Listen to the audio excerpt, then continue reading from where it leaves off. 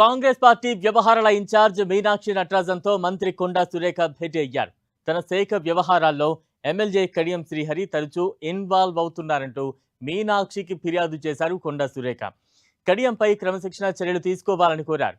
ఈ విషయంపై ఇప్పటికే కడియంపై CM Revanth, TPCC chief Mahesh Kumar Goud కు ఫిర్యాదు చేసిన కొండా సురేఖ మరోసారి మీనాక్షికి ఫిర్యాదు చేశారు.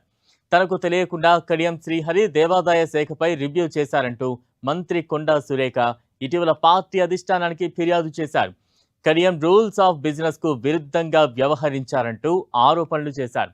దీనిపై స్పందించిన కడియం తన నియోజకవర్గానికి సంబంధించిన ఆలయాలపై మాత్రమే అధికారులతో సమావేశమయ్యారని చెప్పారు. తప్పు చేయనప్పుడు వివరణ ఇవ్వాల్సిన అవసరం లేదంటూ కొట్టిపారేశారు.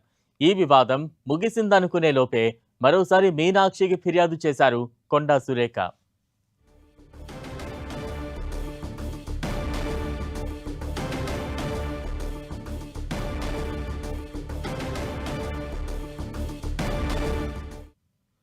మీనాక్షిని కలిసి ఫిర్యాదు చేశారు మంత్రి కొండా సురేఖ. ప్రస్తుతం దానికి సంబంధించి తాజా అప్డేట్స్ అందించేందుకు ప్రతినిధి ప్రతాప్ సిద్ధంగా ఉన్నారు. ప్రతాప్.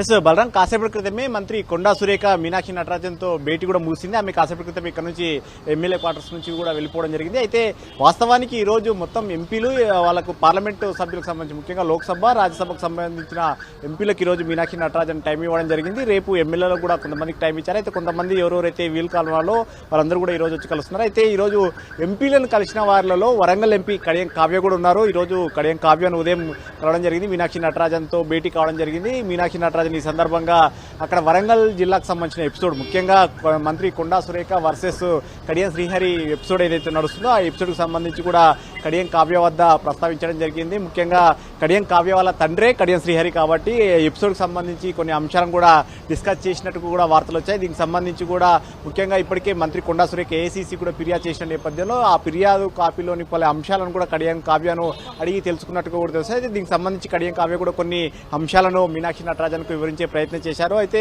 ఈ అంశం అంతా కూడా ఉన్న నేపథ్యంలో ఈ రోజు ఉదయం ఈ కడియం కావ్య కలిసిందన్న వార్తల నేపథ్యంలో కాసేపటి క్రితం మంత్రి కొండా సురేఖ కూడా వచ్చి మీనాక్షి నటరాజన్ను కలవడం జరిగింది. ఎమ్మెల్యే క్వార్టర్స్ లో ఆమె కార్యాలయంలో ఉన్న నేపథ్యంలో ఆమె దగ్గరికి వచ్చి టైం తీసుకుని వచ్చి కలవడం జరిగింది. ముఖ్యంగా ఏదైతే ఎపిసోడ్ ఉందో కడియం శ్రీహరి దేవాదాయ శాఖకు సంబంధించిన రివ్యూ చేయడం, ఆయన కమిషనర్ కార్యాలయానికి వెళ్లి సమీక్ష చేయడం కానీ, దేవాలయాలకు సంబంధించిన కొన్ని అంశాలను డైరెక్ట్ గా ఆయన కొన్ని ఆదేశాలు ఇవ్వడం కానీ, ఆ ఆదేశాలకు సంబంధించిన ప్రెస్ నోట్ రిలీజ్ చేయడం వంటి అంశాల విషయంలో మంత్రి కొండా సురేఖ హట్ కావడం జరిగింది.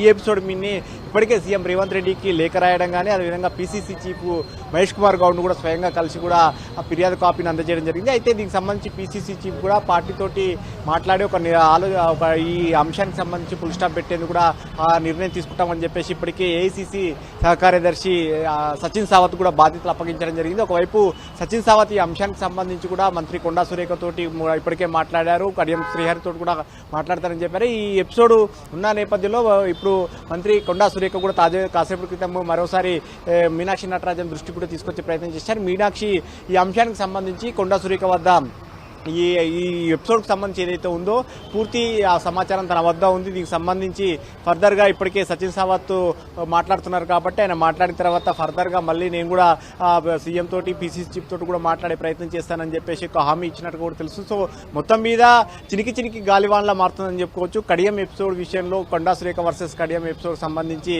సద్గుమనిందని అనుకున్నప్పటికీ కూడా ఈ అంశం అనేది మరింత చిచ్చు రాజేస్తుందని చెప్పుకోవచ్చు.